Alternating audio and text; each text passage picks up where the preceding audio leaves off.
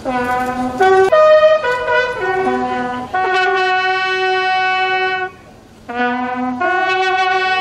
আমি সশ্রদ্ধ চিত্তে এবং গভীর ভাবে স্মরণ করছি আমাদের জাতির পিতাকে। আমরা আজকে টঙ্গিপাড়াতে এসেছি এবং ওনার সমাধিস্থলে এসে আমি এটাই মনে করি আমার সবচেয়ে বড় প্রাপ্য যে আমি জাতির পিতাকে আমার দায়িত্ব গ্রহণের সাথে সাথে আমি ওনার এখানে উপস্থিত হতে পেরেছি। তারপরে আমি ওনার সুকন্যা আমাদের গণপ্রজাতন্ত্রী বাংলাদেশ সরকারের মাননীয় প্রধানমন্ত্রী শেখ হাসিনা, উনি আমাকে এই গুরুদায়িত্ব দিয়েছেন। আমি সেই গুরুদায়িত্ব পালন করার সচেষ্ট থাকবো আগামী 3 বছরের জন্য ইনশাআল্লাহ। এবং আমার চেষ্টা যতটুকু সামর্থ্য আমি চেষ্টা করে যাব এই বিমান বাহিনীর আরও আধুনিকায়ন এবং উত্তরোত্তর উন্নতি করার জন্যে।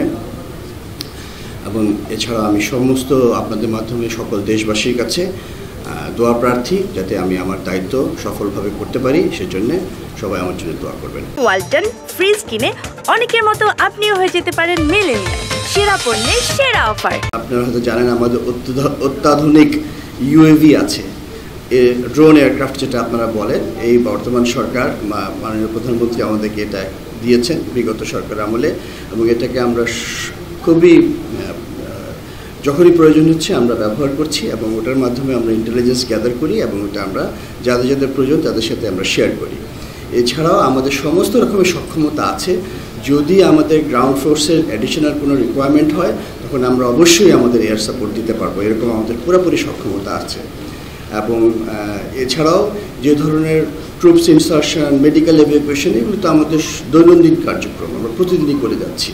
সুতরাং আমরা সম্পূর্ণভাবে এটার সাথে সম্পৃক্ত আছি এবং আমরা আরও প্রয়োজন হলে আরও বেশি হবে। It is on requirement basis, that is আপনাকে বলতে পারি। আপনারা বিশ্বাস রাখতে পারেন আমাদের বিমান বাহিনীর সক্ষমতা আছে।